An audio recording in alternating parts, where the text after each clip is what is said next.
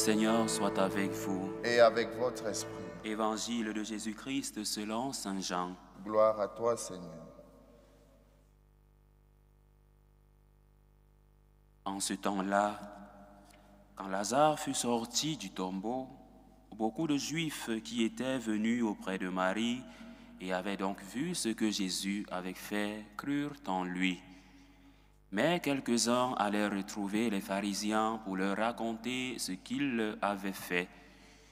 Les grands prêtres et les pharisiens réunirent donc le conseil suprême. Ils disaient: « Qu'allons-nous faire? Cet homme accomplit un grand nombre de signes. Si nous le laissons faire, tout le monde va croire en lui. Et les Romains viendront détruire notre lieu saint et notre nation. » Alors, l'un d'entre eux, Caïphe, qui était grand prêtre cette année-là, leur dit: « Vous n'y comprenez rien. Vous ne voyez pas quel est votre intérêt. Il vaut mieux qu'un seul homme meure pour le peuple et que l'ensemble de la nation ne périsse pas. » Ce qu'il disait là ne venait pas de lui-même, mais étant grand prêtre cette année-là, il prophétisa que Jésus allait mourir pour les nations. Et ce n'était pas seulement pour la nation, c'était afin de rassembler dans l'unité les enfants de Dieu dispersés. À partir de ce jour-là, ils décidèrent de le tuer. C'est pourquoi Jésus ne se déplaçait plus ouvertement parmi les Juifs. Il partit pour la région proche du désert, dans la ville d'Éphraïm, où il séjourna avec ses disciples. Or, la Pâque juive était proche, et beaucoup montèrent de la campagne à Jérusalem pour se purifier avant la Pâque. Ils cherchaient Jésus, et dans le temple, ils se disaient entre eux: « Qu'en pensez-vous? Il ne viendra sûrement pas à la fête. » Les grands prêtres et les pharisiens avaient donné des ordres. Quiconque saurait où il était devait le dénoncer pour qu'on puisse l'arrêter. Acclamons la parole de Dieu. Louange à toi, Seigneur Jésus. Jésus devait mourir pour rassembler dans l'unité les enfants de Dieu dispersés. Alors, bien-aimés de Dieu, aujourd'hui nous terminons la 5e semaine de ce temps de carême, et dès demain nous allons célébrer le dimanche des rameaux, le dimanche de l'entrée triomphale de notre Seigneur Jésus-Christ à Jérusalem, sous des cris de Hosanna. Béni soit celui qui vient au nom du Seigneur. Mais aujourd'hui, plus particulièrement, l'Église nous donne justement de voir qu'avant cette célébration de l'entrée triomphale du Christ, ces mêmes personnes ont jugé opportun de mettre à mort notre Seigneur. Et ils n'y comprirent pas que, en mettant à mort notre Seigneur, devait se réaliser une prophétie. La mission du Messie, celle même de rassembler dans l'unité les enfants de Dieu dispersés. Alors, l'évangile que nous avons écouté se situe après la résurrection de Lazare. Jésus ressuscite son ami Lazare aux yeux et au su de tous pour montrer qu'il est le maître de la vie, qu'il est aussi le maître de la mort, qu'il commande la mort, qu'il peut donner la vie à nos corps mortels. En ressuscitant son ami Lazare, notre Seigneur préfigure sa propre résurrection. Mais ses auditeurs ne comprennent pas que notre Seigneur est le maître de la mort, qu'il commande la mort, mais qu'il est surtout le maître de la vie, c'est-à-dire celui qui donne naissance, une naissance spirituelle, une entrée vers la vie éternelle. Alors, l'élite religieuse est présente lors de la résurrection de Lazare. Cette élite voit Jésus comme une menace politique, une menace religieuse. Caïphe, comme le dit l'Évangile, qui était grand prêtre cette année-là, sans le vouloir pleinement, prophétise un mystère central du salut, un mystère qui concerne directement la mission messianique. Il dit « Il vaut mieux qu'un seul meure pour le peuple, il vaut mieux qu'un seul meure. » Alors la prise de décision de mettre à mort notre Seigneur vient justement raviver notre foi, vient justement nous ouvrir à ce mystère, le mystère du Christ qui vient justement rassembler dans l'unité les enfants de Dieu dispersés. Alors, cette phrase de Caïphe a un double sens. Du point de vue humain et politique, il faut éliminer Jésus pour éviter que Rome n'écrase la nation. Éliminer Jésus. Pourquoi est-ce que Jésus est un fait à être éliminé? Pourquoi est-ce que Jésus est mal vu par la nation? Et aujourd'hui encore, pourquoi est-ce que les prophètes sont tués? Pourquoi est-ce qu'ils sont mis à mort? Justement parce que le message du Christ perturbe l'ordre public. Justement parce que les prophètes sont en accord avec ce que enseigne le Christ. Et par conséquent, pour les politiques, pour les gouvernants, il faut les éliminer, il faut les mettre à mort. Et notre Seigneur a aussi été un exemple. Il a été mis à mort justement pour que les hommes puissent satisfaire leurs besoins politiques et humains. D'un point de vue théologique, Jésus meurt pour la nation, pour rassembler dans l'unité les enfants de Dieu dispersés. Il est à rappeler que Dieu a bien voulu récapituler toutes choses dans le Christ. Et le Christ réalise la mission que Dieu lui a confiée, c'est de rassembler dans l'unité les enfants de Dieu dispersés.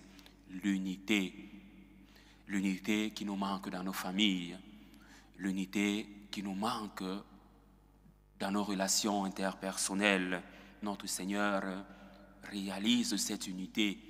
Rappelons cette unité qu'il tient de son union apostatique avec le Père et le Saint-Esprit, la communion entre les trois personnes trinitaires.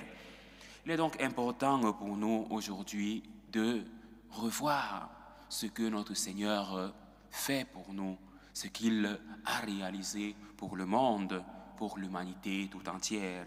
Alors Saint Jean révèle ici que la mort de Jésus n'est pas un échec.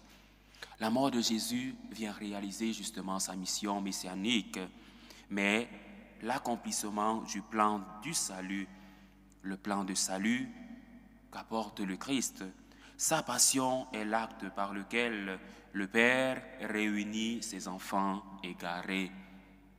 Alors, au lieu de se lamenter sur la mort du Christ, il est question pour nous de raviver notre foi, de contempler ce mystère.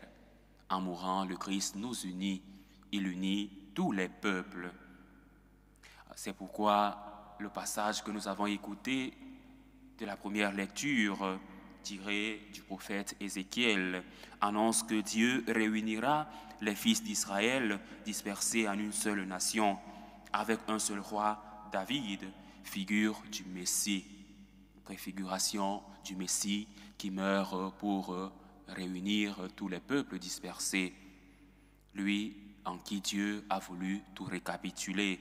Ce texte prépare la vision de Jean qui dit « Je les rassemblerai de partout où ils sont partis, j'en ferai une seule nation. » Alors le Christ est la tête de l'Église, cette tête qui symbolise l'unité en Christ. Et nous tous, nous devons avoir les yeux rivés vers le Christ, comme le jour de son élévation sur la croix, où tous regardèrent vers celui qu'ils avaient transpercé.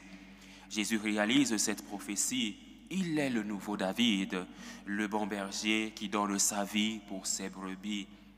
Par sa mort, il crée un peuple nouveau, non plus ethnique, mais universel, fondée sur la foi. Nous sommes donc tous fils d'un même Père. Avec le Christ, nous avons hérité la paternité universelle. Nous avons un seul Père, et notre Père, c'est Dieu, le Dieu qui a voulu récapituler en Christ toutes les choses, celles du ciel et celles de la terre. Et d'un point de vue dogmatique, le Concile Vatican II, par exemple, affirme que l'Église est sacrement d'unité du genre humain. Dans la Constitution Lumen Gentium, au numéro 1, l'Église est donc ce sacrement de l'unité, ce sacrement visible où nous pouvons voir que se réalise l'unité christique.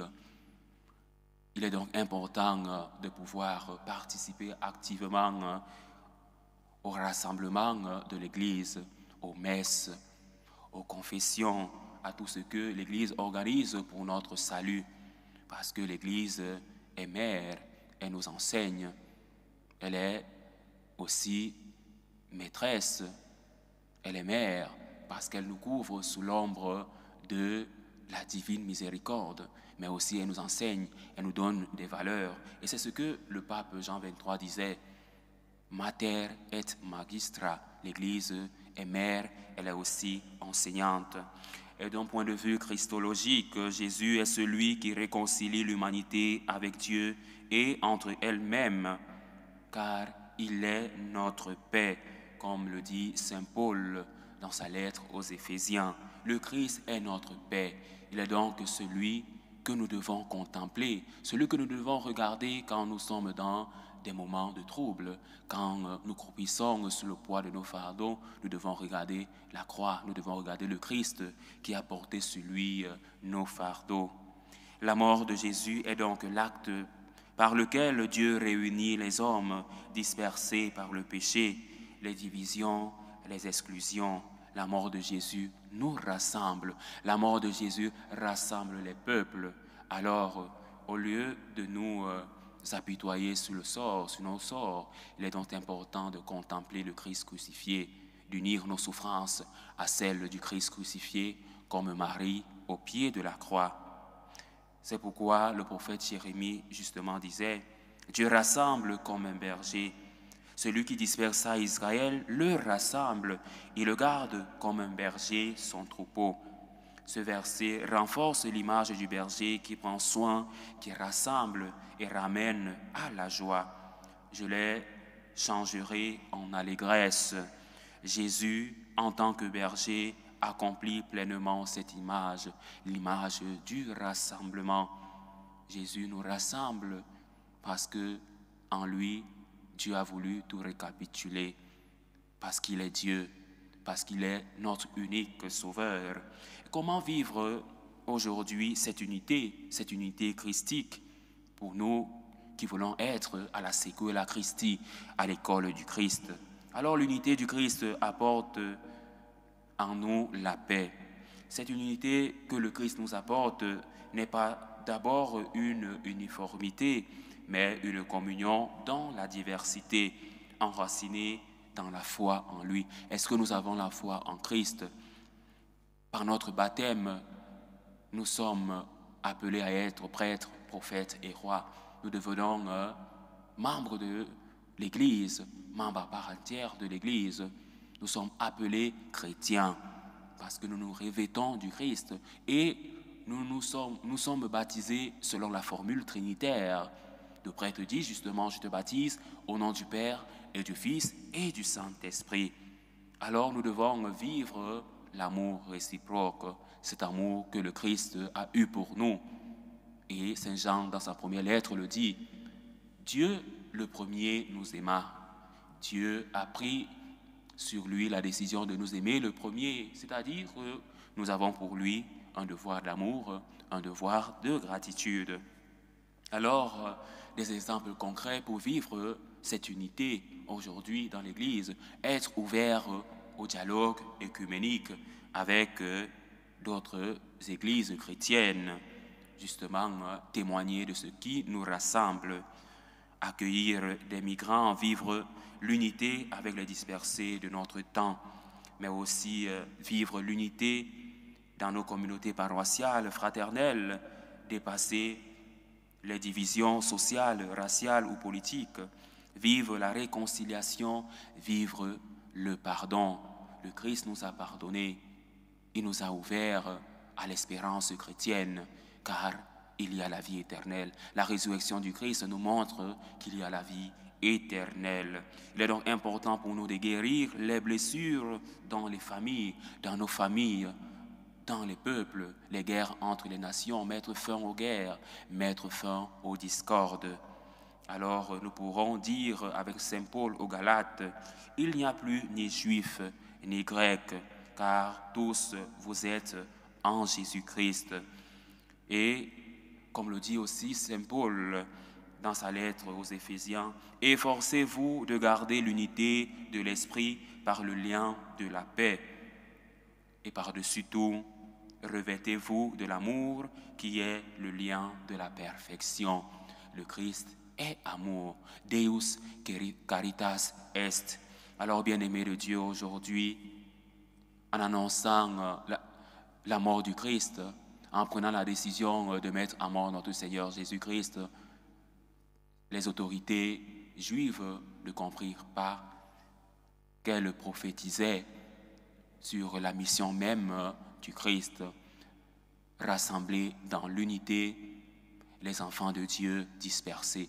Tous nous sommes unis par le Christ. La mort du Christ nous rassemble. La mort du Christ nous ouvre à l'espérance chrétienne.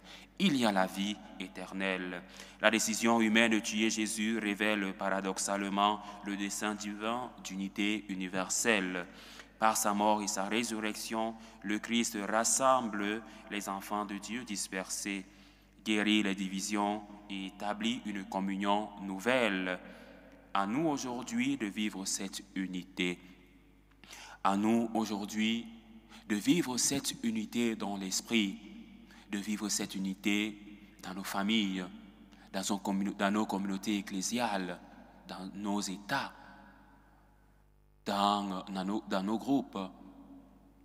Partout où nous nous rassemblons, nous devons donc vivre cette unité à l'image de la communion trinitaire, de l'unité trinitaire, en étant des artisans de paix, d'accueil et de réconciliation. Ainsi soit-il.